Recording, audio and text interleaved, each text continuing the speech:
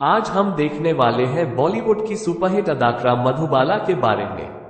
मधुबाला का जन्म मुमताज जहां बेगम देहलवी के रूप में दिल्ली, पंजाब प्रांत, ब्रिटिश भारत में 14 फरवरी 1933 को उत्तर पश्चिम सीमा प्रांत की पेशावर घाटी से यूसुफजई जनजाति के पश्तून वंश के एक मुस्लिम परिवार में हुआ था। वह अताउल्लाह खान और आयशा बेगम की 11 संतानों में से 5वीं थी। मधुबाला के 4 भाई बहनों की मृत्यु बचपन में हो गई। उनकी बहनें जो वयस्कता तक जीवित रही हैं, उनमें कनीज, फातिमा, अल्ताफ, चंचल और जहीदा शामिल हैं। अताउल्लाह खान, जो पेशावर घाटी के पश्तूनों की यूसुफजई जनजाति से आए थे, इंपीरियल टबैको कंपनी में एक कर्मचारी थे। परिवार के सदस्यों से अज्ञात मधुबाला वेंट्रिकुलर सेप्टल दोष के साथ पैदा हुई थी, जो कि एक जन्मजात हृदय विकार है जिसका उस समय कोई इलाज नहीं था।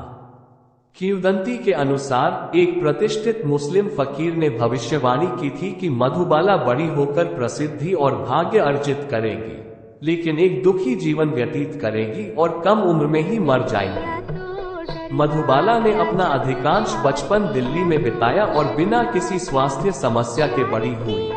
मुस्लिम पिता के रूढ़िवादी विचारों के कारण न तो मधुबाला और न ही उनकी कोई बहन को पढ़ाया गया। मधुबाला ने फिर भी अपने पिता के मार्गदर्शन में उर्दू और हिंदी के साथ साथ अपनी मूल भाषा पश्तो पढ़नी और लिखनी सीखी। शुरू से ही फिल्में देखने की शौकीन मधुबाला अपनी मां के सामने अपने पसंदीदा दृश्यों का प्रदर्शन करती थी और मनोरंजन करने के लिए अपना समय नृत्य और फिल्मी पात्रों की नकल करने में बिताती थी। रूढ़िवादी परवरिश के बावजूद उन्होंने बचपन में ही एक फिल्म अभिनेत्री बनने का लक्ष्य रखा, जिसे उनके पिता ने सख्ती से अस्वीकार कर दिया।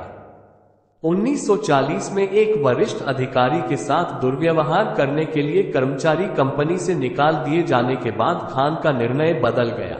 जल्द ही मधुबाला को ऑल इंडिया रेडियो स्टेशन पर खुर्शीद अनवर की रचनाएं गाने के लिए नियुक्त किया गया।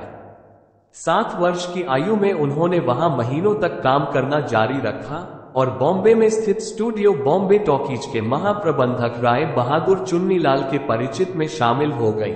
चुन्नीलाल, जो मधुबाला को पसंद करते थे, ने खान को एक बेहतर जीवन शैली के लिए बंबई जाने का सुझाव दिया।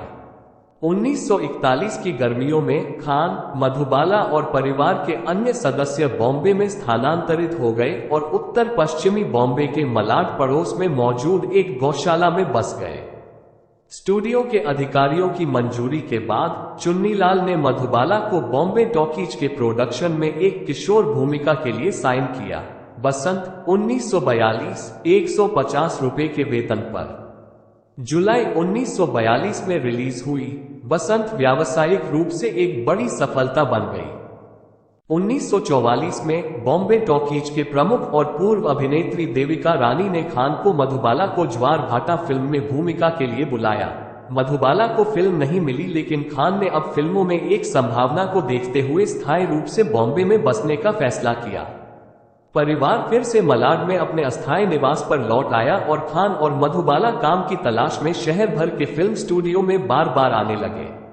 मधुबाला जल्द ही चंदूलाल शाह के स्टूडियो रंजीत मूवीटोन के साथ 300 रुपए के मासिक भुगतान पर 3 साल के अनुबंध पर हस्ताक्षर किए गए। उसकी आय के कारण खान ने परिवार को मलाड में एक पड़ोसी किराए के घर में स्थानांतरित कर दिया। अप्रैल 1944 में एक गोदी विस्फोट में किराए का घर नष्ट हो गया। मधुबाला और उनका परिवार केवल इसलिए बच गया क्योंकि वे एक स्थानीय थिएटर में गए थे। अपनी सहेली के घर जाने के बाद मधुबाला ने अपना फिल्मी करियर जारी रखा।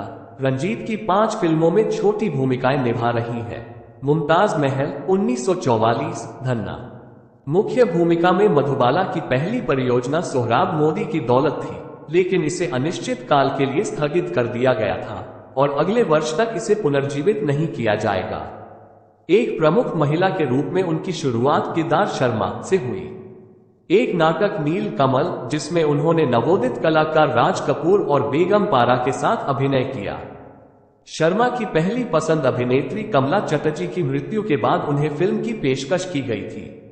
मार्च 1947 में रिलीज हुई नील कमल दर्शकों के बीच लोकप्रिय थी और मधुबाला के लिए व्यापक सार्वजनिक पहचान हासिल की। इसके बाद उन्होंने कपूर के साथ चित्तौड़ विजय और दिल की रानी दोनों में वापसी की। मेरे भगवान में उनके काम से प्रभावित होकर निर्देशक मोहन सिन्हा ने उन्हें मधुबाला को अपने पेशेवर नाम के रूप में लेने का सुझाव दिया। मधुबाला को सफलता फिल्म लाल दुपट्टा से मिली।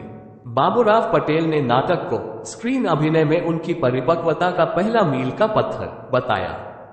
पराई आग 1948, पारस और सिंगार दोनों 1949 में उनकी सहायक भूमिकाएं भी उनकी आलोचनात्मक प्रशंसा के साथ मुलाकात की और उन्हें संगीत में व्यावसायिक सफलता मिली। दुलारी 1949, जिसमें उन्होंने टाइटैनिक को चित्रित किया था। इसके अलावा 1949 में मधुबाला ने कमल अमरोही के महल में एक फीमेल फेटले का किरदार निभाया था।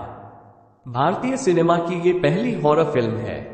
जुलाई 2021 व्यापार विश्लेषकों ने इसकी भविष्यवाणी की थी। अपने अपरंपरागत विषय के कारण असफल होना पर यह रिलीज होने पर गलत साबित हुआ।